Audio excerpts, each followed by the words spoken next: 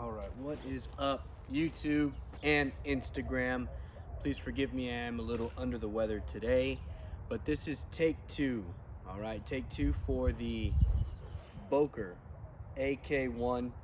I guess that stands for Alex Kremer 1. A very beautiful fixed blade. And I also wanted to talk about fixed blade February in general, what my thoughts on it are, and yeah, we'll go from there. So let's get into the review of this knife right here. This is a good mid-sized fixed blade. It's not tiny. The stone wash is very beautiful. Please forgive any debris or dirt or anything on it. The burlap micarta burgundy color is very gorgeous. Here's what the other side looks like. These are T8 screws, I believe, T8 or T9. A reverse tanto that comes to a very crisp edge. The stock is not very thick at all, and it has a little lanyard loop. But yeah, this is just a close-up of it. It's very gorgeous. Here you have the logos from left to right. Left is the DK, so that stands for Daily Knives. The middle is the Boker tree, Boker Knives, and right on the far right is a shield with the letters AK, and that stands for Alex Kremer. So very, very beautiful knife. Now I was instantly drawn to this knife when I was shopping online, looking for a good everyday fixed blade. I had seen these on Instagram from Mr. Everyday Carry. He's an Instagram account. Daily Knife Shop, Daily Customs is another one that I follow, and this knife is featured heavily. And then I started following Alex Kremer, who is a custom knife maker. So yeah, I was very attracted to this blade. Let's see, it comes from Solingen, Germany. It's made out of RWL 34 steel. Give you a little bit of a close-up on that. RWL 34. It's got some branding back here, sorry. Boker Solingen. So very minimal billboarding, and even these logos look very handsome against the stonewash of the blade. So yeah, you'll see me move in and out of frame because obviously this review is going to be more about the knife than it is about me. So yeah, very gorgeous knife. The only other things that I have to compare it to as far as fixed blade, this is a Fred Pieren mini Bowie. I don't know what steel it's made out of. I think it might be a D2. It's a high carbon steel, I do know that. But give you guys a little bit of, let's see, the stock on this one is way thicker. I didn't want to carry this fixed blade last month. Really didn't. This one is way more utilitarian in my opinion. I think Fred Pieren's knives, I think they're more for tactical self-defense kind of stuff, and I don't really go into that. Now, for the first half of the month, I wasn't using this thing regularly for hard use work stuff. You know, we just didn't encounter a whole lot throughout the month, and that happens. You know, we have these knives, but we're not, sorry, I'm trying to keep my eyes out of focus. You know, but I'm not using my knife every single day, but I keep one just to have it and not need it. Oh, and let's see, and so the steel was holding up for about the first half of the month, and in the second half of the month I actually ran into more things that I needed to cut: rope, burlap, and a whole bunch of other stuff for trees. And the edge was having to get sharpened after every day, so, and that's okay because I was using the Work Sharp field adjust sharpener in order to bring it back to life, which is an awesome tool to keep your knives nice and crisp, sharp, and honed up. You can strop it if you need to as well. So RWL 34 steel is good to go in my book, especially after using it for 29 days, almost 30. Now, let's see, the ergos on this thing are pretty good. I have small hands, so I get 4 fingers on it with maybe an extra room for a second pinky. See, the pinch grip is very comfortable. I like it. And then of course you have your hammer grip, reverse hammer grip. I don't know if this is a draw cut, reverse draw cut, so all that good stuff.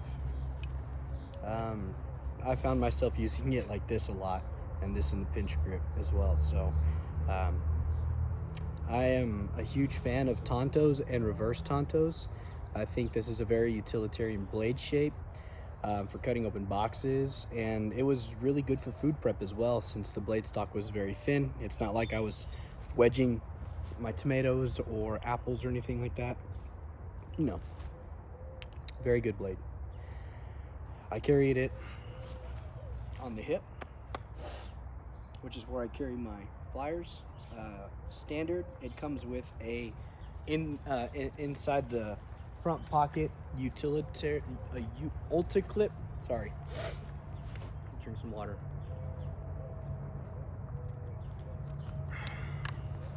A little ulti clip for the inside pocket.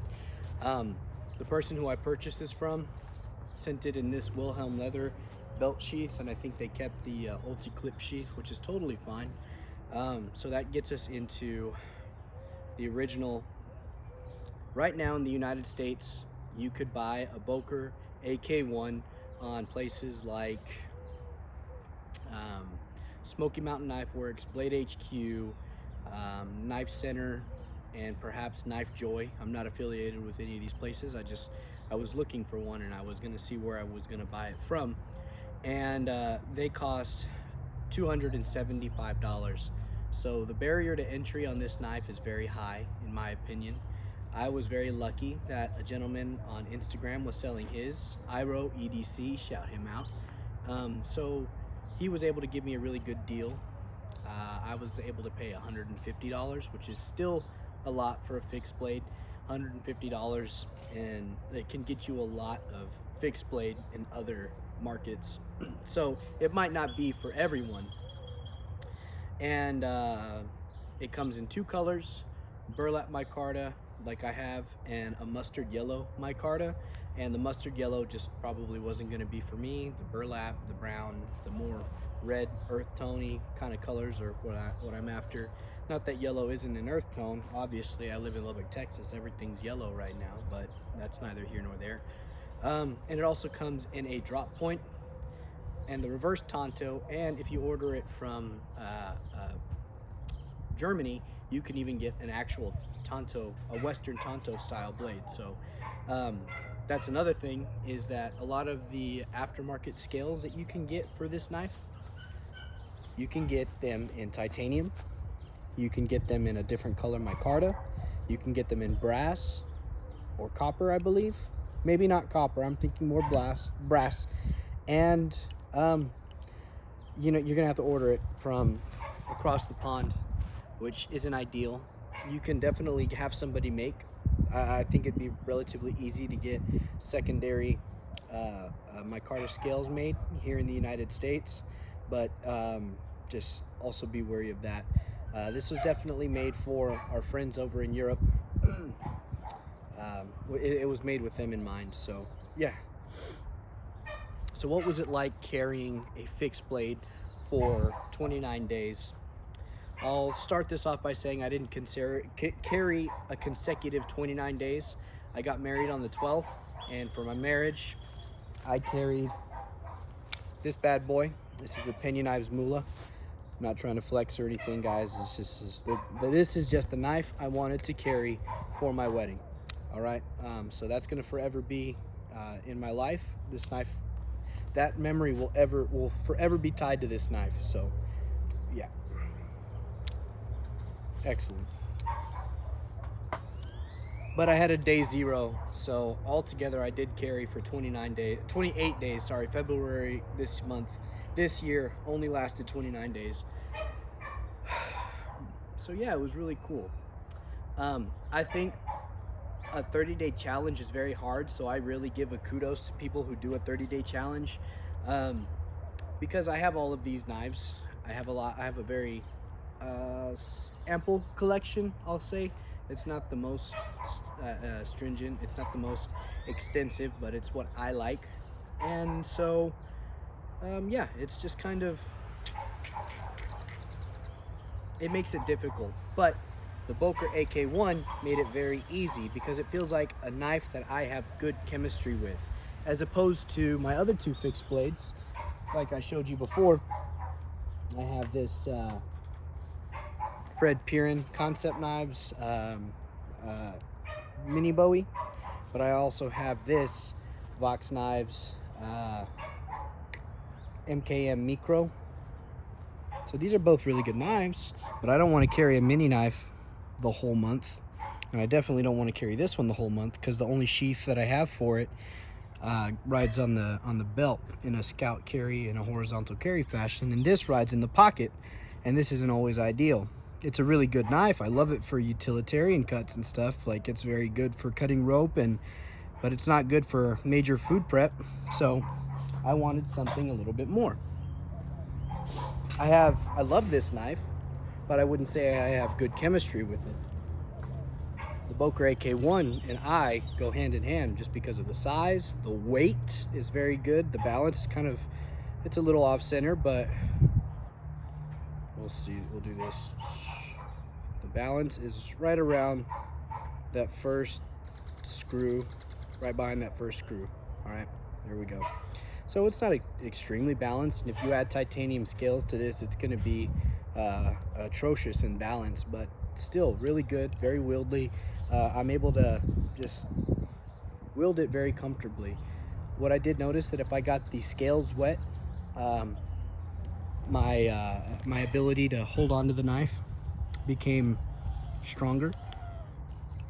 So yeah, this is a really good knife. It was very well made, and I do feel like it was made for me, and I'm very honored to bring you one of the more extensive English reviews on this knife. Now, it's been highlighted a couple of times on places like Knife Center and other vendors, but I don't think they've been able to go in depth with it. I think they nailed the heat treat on this. Alex Kremer, or whoever has produced this knife, I believe it was Boker. Sorry, I am feeling very under the weather right now, so bear with me, please.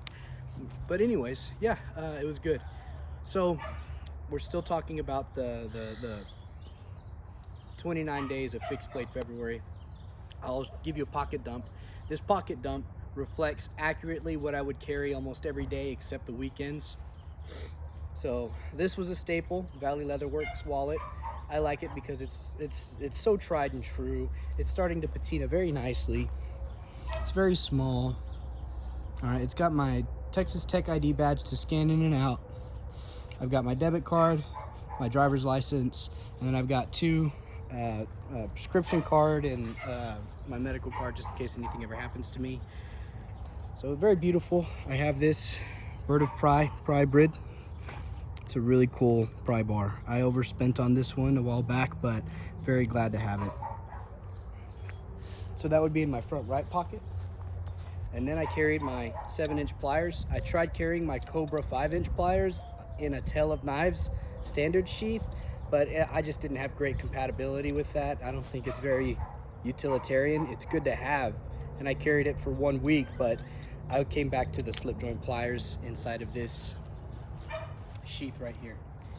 Okay, I would carry a bandana and my work gloves, and then in this front left pocket I would either carry a pen and a flashlight, which I'm not carrying right now. Here's a pen. And I would carry my keys and chapstick.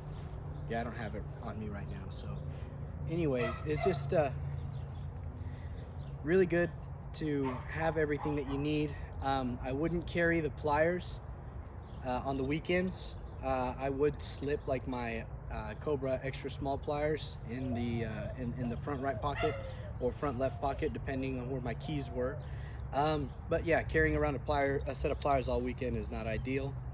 But the reason why I didn't carry like a multi-tool or a Swiss Army knife is because I wanted one one blade, no backups, so I could put to the test the Work Sharp field sharpener as well as the RW34 steel of the Boker AK1. So I think I did it justice. I think I did a very accurate review.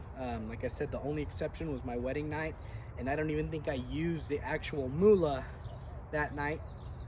I think I just had it in my pocket for the wedding and throughout the 24 hours of being married. So yeah, it's really good. I can give you guys some size comparisons, but I don't think any of them will accurately convey the actual size, because this is a very lightweight knife. So compared to a pair of 7-inch pliers, it's right at 7 inches for the most part, maybe less, hair more. I will show you guys this. This is pretty cool. The thickest part of the pliers is also the thickest part of the Boker AK1. So the handle thickness is roughly the same size as a pair of CT pliers. Obviously these are heavier, made out of stainless steel. This is very lightweight. Let's see, where else do we have? I know a lot of people have this Boker this Fox Naze Micro. So I'll try and give you guys a size comparison this way. Sorry if it falls in the shadow, but it's where I'm at. Kind of butt to butt, kind of tip to tip. So there's that. I have a few folders that I can show you for those of you who are privy. This is a CRK Umnumzan. And I'm not trying to flex, guys. These are just literally the only knives that I have right now that I can give you an accurate size comparison to. All right, let's try it this way. Here we go, that's better. Butt to butt for the most part. So the Umnumzan is way larger than this knife. Heavier as well. Let's try the Demco 80-20.5. I feel like as a fair comparison. Here's kind of butt to butt. Slightly smaller than the Shark, what's in my hand? The Demco 80-20.5, sorry. All right. Let's go ahead and size it up against the moolah. The moolah feels a lot heavier. There it is. Butt to butt, sort of middle to middle. Sorry, y'all. But yeah. And then just for fun, I'll show you guys the newest acquisition. This is the Spyderco Swish Buoy. It's slightly, the Boker AK1 is smaller than the Swish Buoy. So yeah. Anyways, guys, I think, you know, for the next couple of weeks, I'm just gonna rotate pocket knives. I'm not gonna do a challenge. I might do another 2-week challenge in April for maybe the Umnumzan, or maybe even towards the end of this month, I'll do a challenge with the Umnumzan. I have a review coming out for that one, probably next. But these challenges, man, they can be, if you don't make them fun for yourself, you're gonna give up on it. You're gonna not want to carry it. It can get boring for sure, but it's good to have the right knife that you're gonna challenge yourself to carry, and it's good to go into it with the proper mindset, because 30 days is a long time to carry one knife, especially if you're a person who's very dedicated to rotating your knives out and taking new pictures and stuff of your knives. So yeah, 30-day challenges are a bit too much. I think I'll maybe do 2 to 3 30-day challenges throughout the course of 1 year, and that's about it. I think that's all I really have the energy for. I'll try and get some Arcform pocket organizers and stuff and see if I like those for the summer. But I think the next move is to get some new scales made for this guy. Mexican blanket micarta, of course. So yeah, Umnumzan review coming up pretty soon. I'll give it about 3 weeks. I'll take 1 week to just rotate knives and get the fidgetability out, and then I'll do 2 weeks with the Umnumzan, And yeah, we'll go from there, guys. I really appreciate everybody tuning in. Forgive me for feeling a little under the weather. I tried to record it last night, but I recorded it in the middle of the evening, so everything was starting to get dark on me, and I would tap to try and focus on a knife, and whenever I would come back into frame, I was completely out of focus. And so that's why I'm doing this a second time, and I feel like I'm giving this review more of a due diligence. So yeah, pocket organizers are coming up. I might not do any multi-tools in the near future, but we're just rocking with it. We're just rolling with it, everybody. I appreciate you for tuning in, and everybody have a very great rest of your day. God bless you. Bye-bye.